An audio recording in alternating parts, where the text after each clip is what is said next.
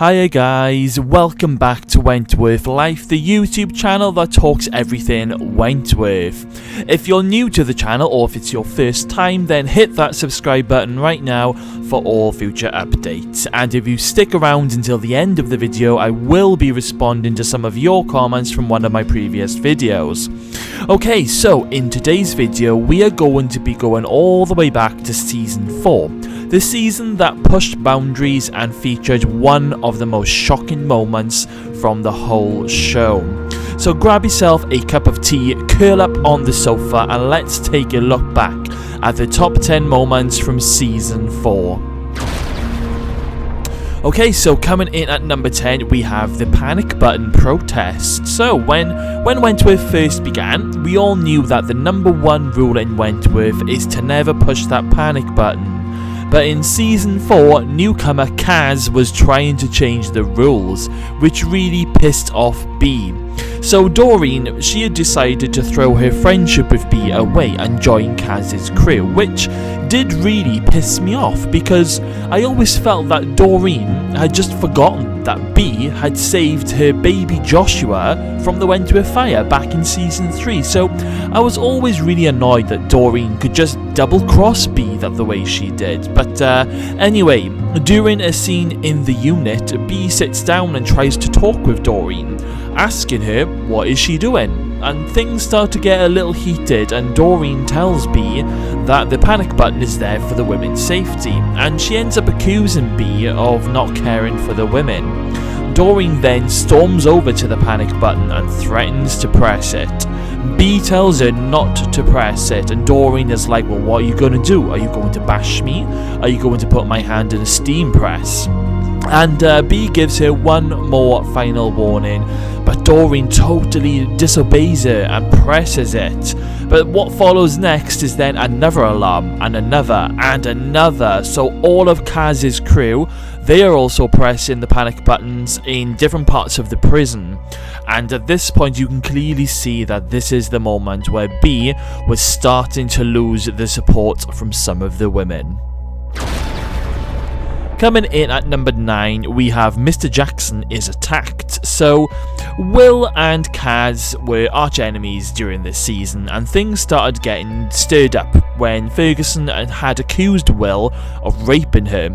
So Kaz completely loses her shit and she wants revenge. So she tries to confront Bea, and but Bea tells Kaz that Ferguson is lying, Mr. Jackson wouldn't touch her. So Kaz then ends up accusing Bea of being a screw lover, which ends up with Bea giving Kaz a well-deserved punch in the face. So later on, Kaz and her crew decide to teach Mr. Jackson a lesson, and Ferguson ends up helping by telling Kaz where all the cameras and blind spots are. So Kaz puts her plan into action, but Ali tells Bea what's about to go down. So Bea rushes to the kitchen to try and warn Mr. Jackson, but she ends up getting stopped by Miss Miles. So Bea then ends up grabbing Linda's radio and radios through to Mr. Jackson to get out of the kitchen quickly, which the whole prison, all the staff who have radios, they end up hearing. So just as Mr. Jackson goes to leave the kitchen, he is attacked by Kaz and the girls. They get him on the floor and they give him quite a bit of a kicking, but he manages to throw them off him, and he makes a run for it through the dining room, and he manages to get away. But Kaz and the girls, they end up hearing the voice on the radio, and they know it's Bea, and this only ends up adding more fuel to the war between them. But luckily, Mr. Jackson managed to get away before too much damage was done.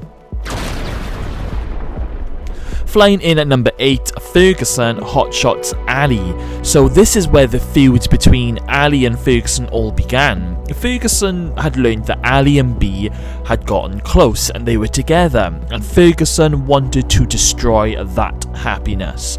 Now, I know Ferguson has done a lot of evil things throughout the series, but I think this might have been one of her most evilest. So after Bea and Ali had finally declared their love to the whole prison, Ferguson cuts the love very short.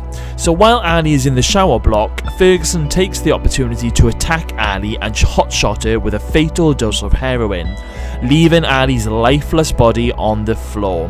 And I can remember thinking when I first saw this that there is no way that Bea is going to be able to take this. She'd been through so much in 4 seasons that this would literally completely break her. And it seems like it was too much for her, but I will be talking a little bit more about that later on. Okay, so coming in at number 7, we have Shoot That Thing Out of the Sky. So, when season 4 began, we all knew that Kaz and her crew were going to be trouble. So in episode 2, Kaz and her crew, they wanted to do a protest. And it was basically going to be about the right to fuck. So this was because the prison was offering the pill to the women, and it was voluntary. But Kaz was going around and winding up the women and telling everyone that the authorities were trying to control the prisoners' bodies. So later on in the yard, Kaz and the girls end up ripping their clothes off and they start protesting. One of Kaz's contacts on the outside, they end up flying in a drone with a video camera attached to it. So Vera orders her officers to shoot it out of the sky, which he does. And then the officers are then left to try and round up the naked women and drag them back to their units. Things get a little bit nasty then when Mr. Jackson tries to drag Kaz away, and Kaz ends up assaulting him between the legs, and then Mr. Jackson throws Kaz off him, but she ends up smashing her face into a bench, which then sets Kaz off even more. She starts calling him a predator, and it just literally adds everything to their feud. And it was a pretty big protest. It did get really out of hand. There was like officers literally rolling around with the women on the ground at one point, and yeah, it was a pretty cool protest. Quite fun to watch as well. And yes, definitely one of my highlights from season 4. And at number 6, we have Bea steps down as top dog. So this was a very subtle yet powerful scene, which was brilliantly acted by Danielle, who plays Bea.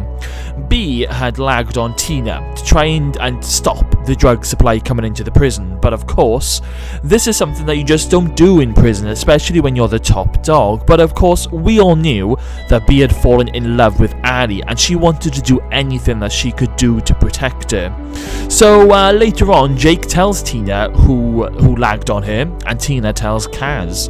So later on in the yard, Kaz announces to everyone that the person who lagged on Tina was Bea Smith. And Bea doesn't even try to deny it. You can literally see at this point that Bea has had enough. She tells everyone that she was sick of the drugs, and Kaz then tells Bea that she cannot be top dog and a lagger. It's one or the other. So Bea takes one last look around at all the women in the yard, and she decides that she is done and walks away. It's such a brilliant scene because as soon as Bea says that she is done, you instantly see the weight get lifted from her shoulders right before your very eyes. And you just knew at this point that it was time for her to step down and start creating a happy life with Ali. And I mean, as sad as it was to see Bea no longer as top dog, you could see that Bea didn't want it anymore, and it was just time. And it was just a brilliant scene. Coming in at number 5, we have Joan tries to drown Bea. So this is up there as one of those proper insane tense moments from the whole show. Ferguson had learned that Bea was going to testify against her in court, and she needed to get rid of Bea. So Ferguson had also been brainwashing Kaz and told her that she will be able to get rid of Bea, but if Kaz gets rid of another witness who is going to testify against her, Nils Jasper. So they strike up this deal, and Ferguson ends up getting some drugs to drug Bea and put it in her drink. And then later on, when Bea goes to meet Ali in the kitchen storeroom, Ferguson will be waiting for her. Meanwhile, Kaz was going to be creating a distraction by staging a sit-down protest in a different part of the prison. So the plan is all set, and when Bea goes to the kitchen storeroom, she starts to feel a little bit funny because obviously she's had that drink with the drugs. And Ferguson heads over to the kitchen, waits for the drugs to take full effect on Bea, and then she enters the storeroom. Bea tries to attack Ferguson, but the drugs, they've taken full effect, and Ferguson just grabs Bea and holds her in her arms a little bit like a rag doll. And Ferguson then places Bea on top of a kitchen unit and then eventually places her head in a sink full of water. Meanwhile, Mr. Jackson gets a visit from Bea's lawyer, who has sourced a call recording of the person who got Kaz sent to prison. And Mr. Jackson, he recognises that voice, so he takes the call recording down to where Kaz is doing a sit-down protest and plays it to her. And the penny finally drops that it was Ferguson all along. So Kaz and her crew, they rush to the kitchen, and Kaz attacks Ferguson. Ali then finds Bea drowning in the water and grabs her out, but Bea isn't breathing. Chaos literally breaks out, with Ali trying to resuscitate Bea and Kaz fighting Ferguson. Kaz tries to put Ferguson's head in hot oil, and when Ferguson tries to break free, it's her arm and her hand that ends up going in, burning her skin instantly. So Kaz and Ferguson end up on the floor, but the officers arrive and Jake stops Kaz from pretty much throttling Ferguson, and Will takes over from Ali. It's not looking good for Bea, and Ferguson is like screaming on the floor. This was definitely a massive, huge cliffhanger that none of us were expecting, and yeah, it's definitely one of those moments that really had your mouths hitting the floor.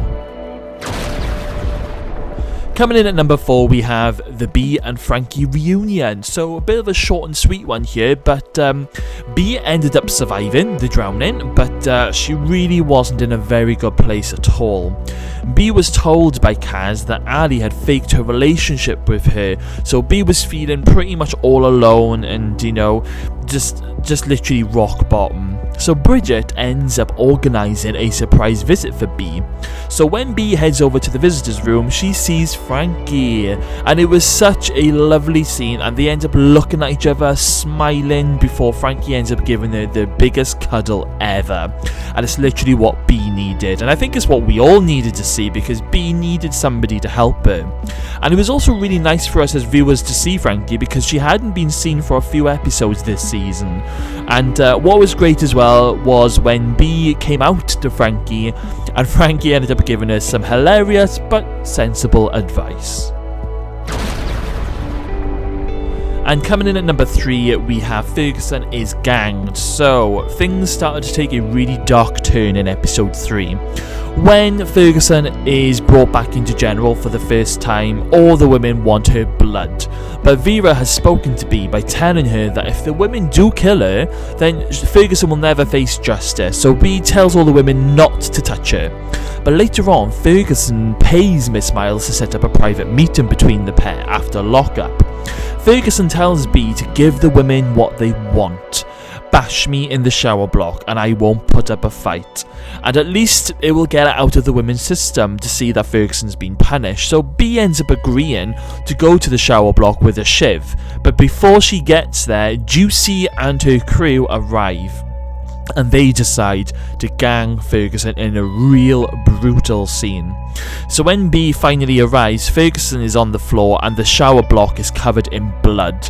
It's quite a sickening scene, and to be honest with you, as much as of a baddie Ferguson is, nobody should go through this. So Bea ends up helping Ferguson by getting her dressed, and Miss Miles comes in and she also helps Bea get Ferguson back to the unit. It was one of the first times where we saw a different side to Miss Miles, which was quite nice to see. But this was definitely one of the most darkest moments in Wentworth. Coming in at number 2, we have Bea and Ali kiss. So it was the moment we were all waiting for. The writers had been hinting that this was going to happen for quite a few episodes now, and finally, in episode 7, we got it. Bea ends up admitting to Ali that she cares for her, but she's scared because everyone she cares about ends up dead, and she doesn't want to see anyone hurt her. And when Bea then tries to leave for the count, Ali grabs E by the hand, and the two of them end up kissing, and it was absolutely beautiful, and all of us fans were just over the moon. These two were just perfect for each other, and it's definitely up there as one of the best love stories of Wentworth, right next to Frankie and Bridget. And coming in at our top spot, number 1, is a tragic moment for the whole show, is Bee's death. And this is still literally one of the most tragic moments of the show for me personally. In fact, I think it's one of the most tragic deaths I've ever seen on any television show. So, okay, Ferguson had hot-shotted Ali, and she basically told Bee what she had done. And later on, when Maxine goes to visit Ali in the hospital, she rings Bee, and she ends up delivering the news that doctors have said that there is nothing more that they can do for Ali. So this is just the final straw for Bee. Bee has lost everyone she ever loved. So Bee decides it's time to kill the freak once and for all. So Ferguson gets back from her court hearing and all of her charges have been dropped. So just before Ferguson is released, Bee and Vera team up for one last try to get Ferguson back behind bars. So Bee tells Vera that she needs to be alone with Ferguson, with nobody around, so she can record Ferguson on a mobile phone and get her to admit hotshotting Ali. But what Bee is really going to do is she is going to take on Ferguson with a screwdriver. So when Ferguson is released from the prison, Bee is waiting for her just within the prison grounds, but somewhere where nobody else can see. And Bee tells Ferguson that she's going to kill her and taunts her over her past with Gianna and everyone. Ferguson tells her to get out of her way, but Bee is not going to back down. Bee takes a lunge at Ferguson with the screwdriver, but Ferguson manages to take it off her, and she ends up arming it. Ferguson basically has the screwdriver. So Bee then sees the screwdriver in Ferguson's hands, and she ends up running at Ferguson, and Bee ends up stabbing herself on purpose while Ferguson is still holding it. And Bee ends up basically pulling it out and re-stabbing herself, and again and over again. And Ferguson's in a bit of a panic, but also she then starts to lose it, and Ferguson actually starts to continue stabbing Bee with this screwdriver and literally stabs the hell out of her. And then Bee delivers the final line, "I win." Ferguson then comes back to reality for a second and realises that she's been set up to kill Bee, and now Bee, because basically Bee thinks that there's nothing more that can be done for Ali, so Bee has done this so that Ferguson will go back to prison and Bee will die and be back with Ali. So Vera and Will, they run out and see Bee lying on the floor in the pool of blood, and they tell Ferguson to drop the weapon. Bee looks up at the sky and she sees the seahorses, and while Bee is on the floor dying, Ali in the hospital flatlines. So it's looking like these two are both about to die together. And when Bee looks up at the seahorses, she finally passes away on the floor. The camera pans up with Bee's dead body on the floor, but then Ali opens her eyes right at the very end of the episode, just before the credits run.